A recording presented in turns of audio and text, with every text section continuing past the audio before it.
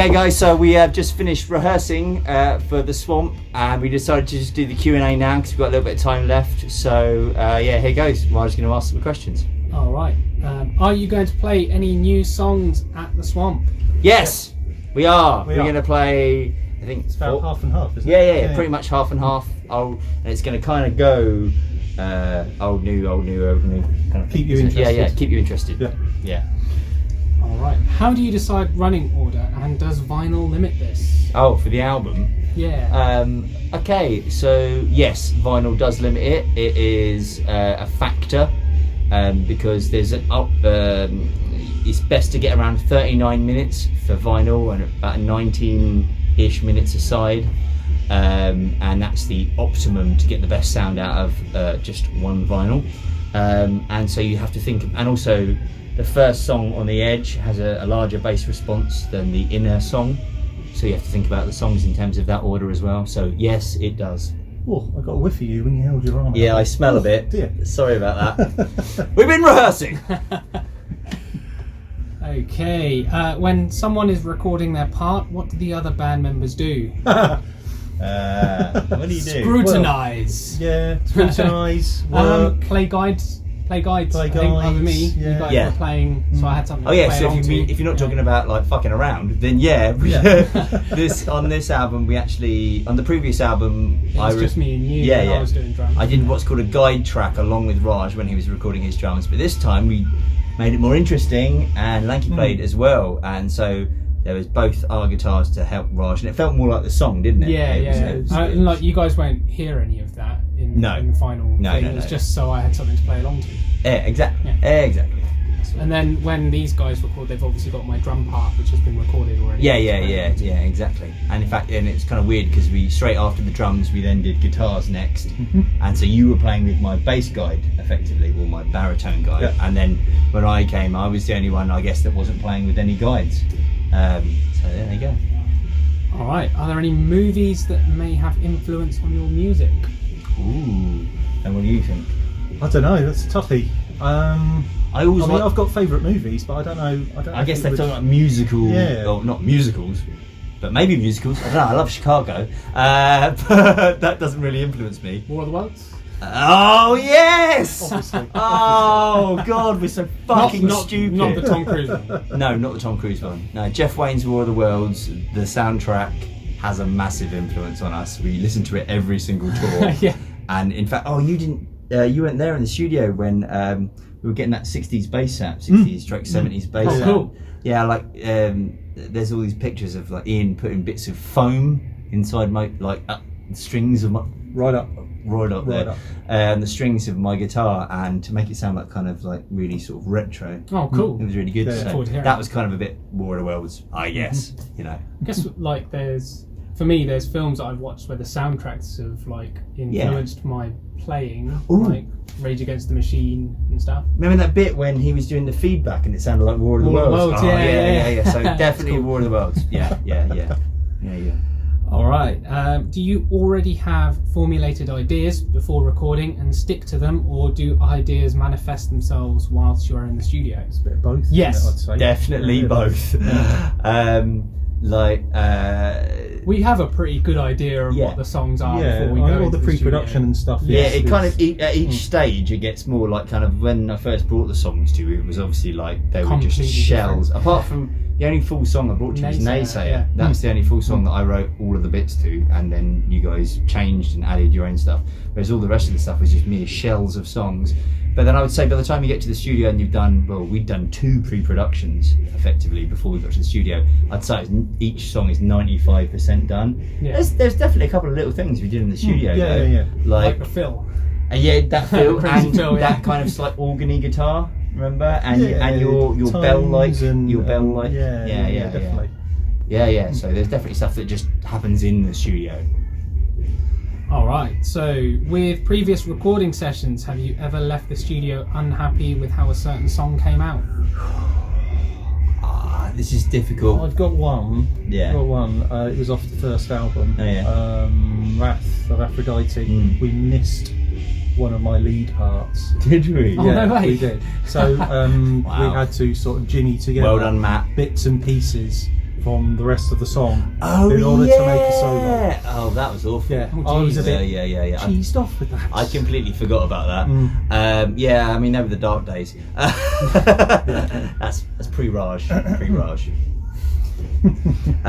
But yeah, I think I said something on the last video actually that we did in the hotel room about the fact that you're never 100% happy with any song that you ever do, because a song is always, whenever you record a song or you play a song at a gig, it's always just at that moment in its life, isn't it? And I think your idea of what you sound like kind of changes as well. Like when I listen back to the previous album, there's definitely things coming into this one where I was like, oh, I would like to try this instead. Yeah.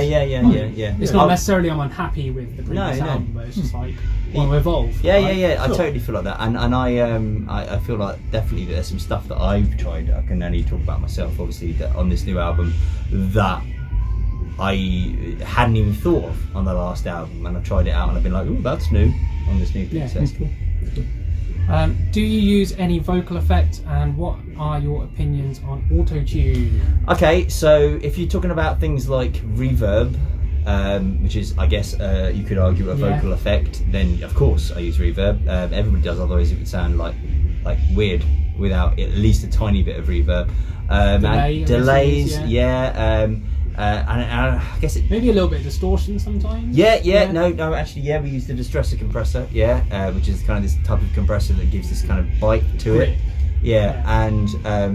And in terms of like, also definitely something on the new album to look out for. I've definitely put a lot more time into thinking about the vocals. I mean, you were there, and Ian was really pushing me. And so I've done more layering of trying different types of vocals, like harmonies and singing in different ways, and sort of to build this sort of more sort of chunky kind of vocal. In terms of what you're saying about autotune, I presume you're talking about like the kind of autotune that you hear in pop music, which is very much at the front, and it's them deliberately turning it up really high. There's two different ways of using it, isn't it? There's a corrective tool when you haven't got enough time to go back into the studio and fix something, in which case I'm all for it. Which is called Melodyne, isn't it? And whereas all you're talking about, the thing that you hear on some modern music, which is where they've turned it up really high, and so it's like you could say anything into it and it would be in tune. And it kind of sounds like a vocoder, doesn't it? I mean, like the old school, but synthesizer thing. I mean, you got to give props to who started all that. Cher.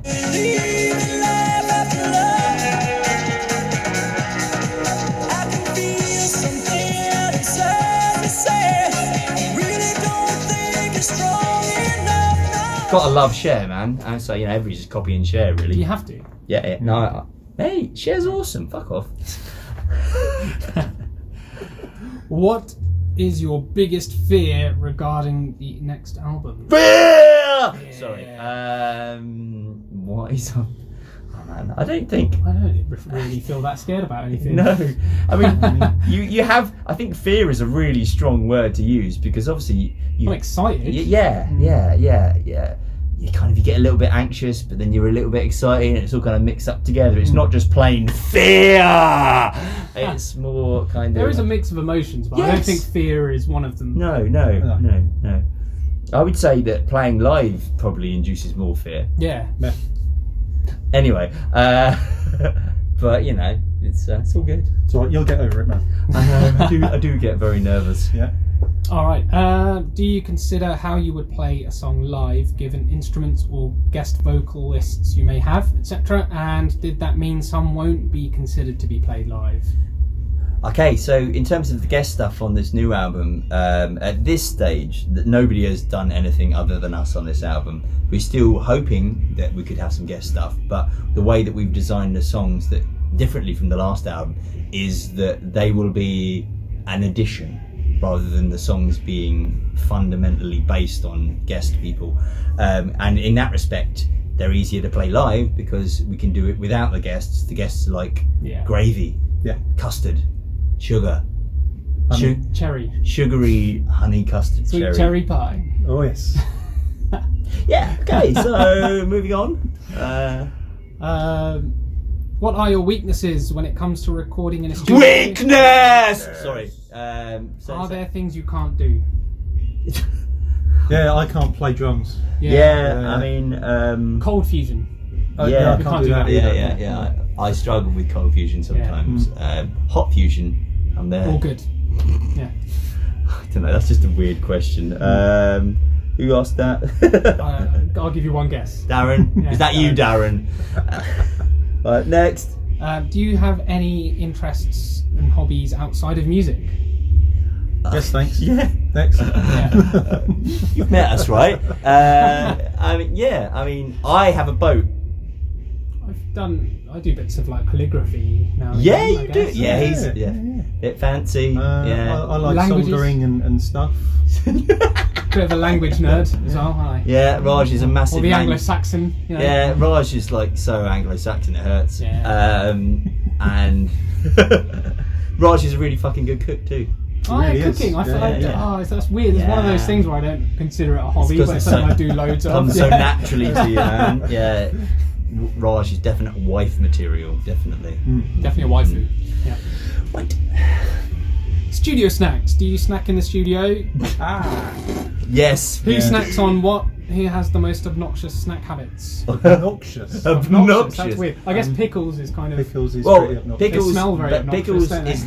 We love pickles. They're obnoxious to him. I would say that Ian, who's not here to defend himself, admittedly, our producer, is a bit of a fiend when it comes to almost any snack that we have bought. Yeah. Oh yeah, you just here, open a packet. Yeah. Oh, what's that? What have we got there? You have to open a packet. Even before he's like, it, you know. Well,